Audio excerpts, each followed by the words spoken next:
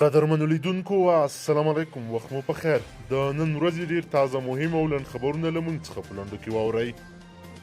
عبدالله د افغانستان پخوانی اجرایه مشر عبدالله وایي مخکښې څیرې دي د روان سیاسي بندون د حل لپاره خپلو هڅو ته دوام ورکړي.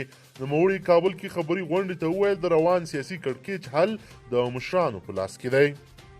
هرات د افغانستان د عامې روغتیا وزارت وایي هرات ولایت کې پر کورونا وبا یو بل کس هم خپل ژوند له لاسه ورکړی دی. د هرات روغتیا وزیر عبدالحکیم تمنا وایي دغه کس چې 55 کاله عمر یې درلود روغتون کې د کورونا وایرس له کبله بستر و، خو ډاکټران وایي چې نورې ناروغۍ یې هم درلودې.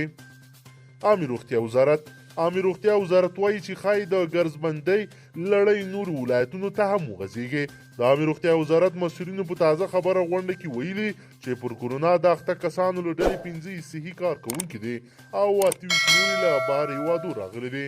د دغه وزارت چارواکي همدا راز ویلي که د کورونا مثبتې پیښې په نورو ولایتونو کې هم ډېرې شي نو د ګرځبندیز لړۍ به نورو ولایتونو ته هم وغځېږي. عامې روغتیا وزارت یو ځل بیا پر خپلو خلکو غږ کړی چې د دوی سپارښتنو ته پام وکړي او په دې توګه ځان او خپلې کورنۍ د کورونا له خطرونو وساتي. لویه څارنوالۍ د افغانستان لویه څارنوالۍ وایي نن د یو ځانګړي فرمان له مخې د کورونا وایرس مخنیوي په موخه ښځینه زندانیانې، ماشومان او سخت ناروغان له معاینې وروسته له زندانونو خوشي کیږي. د یادې ادارې په خبره دغه راز هغه بندیان چې عمرونه له 55 کلونو پورته دي هم د دې فرمان برخه دي او له معاینې وروسته به رخصت شي. ننګرهار په ننګرهار ولایت کې د خوراکي توکو او روغتیایي مرکزونو پرته نور ټول د خوراکي توکو، روغتیایي سکتور او صرافۍ د عمل تر 21 پورې د کورونا وایرس د مخنیوي په موخه وتړل شي. د ننګرهار ولایتي اداره وایي له کورونا وایرس د خوندیتابه او مخنیوي لپاره دغه پریکړه کړې ده. روسیه د افغانستان لپاره د روسیې ځانګړی استازی زمیل کابلوف له افغانستان سره د امریکا د $1 میلیارډ مرسته کمولو پر ولسمشر غني او پخوانی اجرایه مشر عبدالله فشار اعلی بولي. زمیل کابلوف وایي امریکا پام کې د ولسمشر غني او عبدالله ترمنځ په منځګړیتوب کې پاتې راغی ځکه یې دا مرسته کمه کړه. روغتیا نړیوال سازمان د روغتیا نړیوال سازمان ادعا کوي چې ډېر ژر به د کورونا وبا د مخنیوي لپاره خلکو ته په درملو جوړولو د خوښۍ زیری ورکړي. د روغتیا نړیوال سازمان مشر تیدروس ادانوم وایي په نړۍ کې د ټولو هیوادونو لپاره کورونا وبا تر ټولو ستره ننګونه ده. دوی د دې وخت نه ضایع کوي. د دوی لومړیتوب باید د دوی د وایرس مخه نیول وي، نه اقتصادي او ټولنیزې پیچلتیاوې.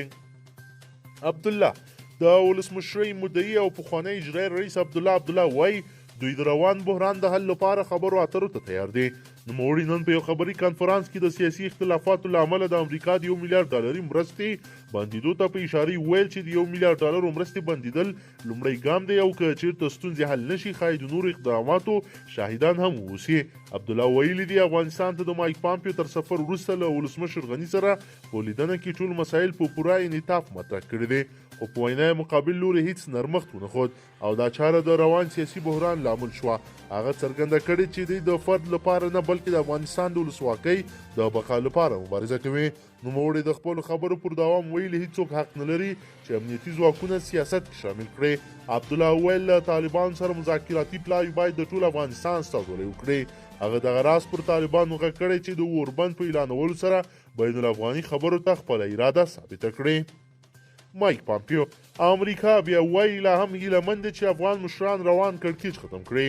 د امریکا د بهرنیو چارو وزیر مایک پامپیو خبریالانو ته د خبرو پر مهال ویلي په افغانستان کې د ټاکنو له امله راولاړ شوی کړکېچ باید د خبرو له لارې حل شي او افغان حکومت باید د سولې په اړه ګډې خبرې شوې اعلامیې ته ژمن وي. د ده په خبره لا هم هیله لري چې افغان مشران وکړی شي رامنځته شوی کړکېچ حل کړي او د یو ګډ حکومت په جوړولو سره سلا شي. مایک پامپیو همدا راز ویلي چې د سولې هوکړې ته ژمن دی او پړاو په پړاو یې عملي کېدو ته ګامونه اخیستل کېږي.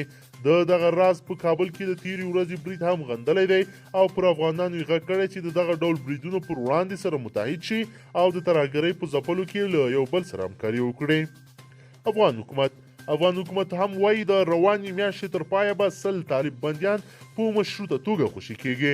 د ملي امنیت شورا سلاکار ویان جاوید فیصل ویلي طالبان او افغان حکومت او امریکا د وروستیو خبرو په پایله کې دې ته تیار نیول شوی چې د روانې میاشتې تر 31 نیټې پورې به سل کسه طالب بندیان د دوی روغتیایي وضعیت عمر او د بند مودې ته په کتو خوشي کیږي. د یوه شرط به دا وي چې دغه کسان بیرته د جګړې لیکو ته نستنیږي.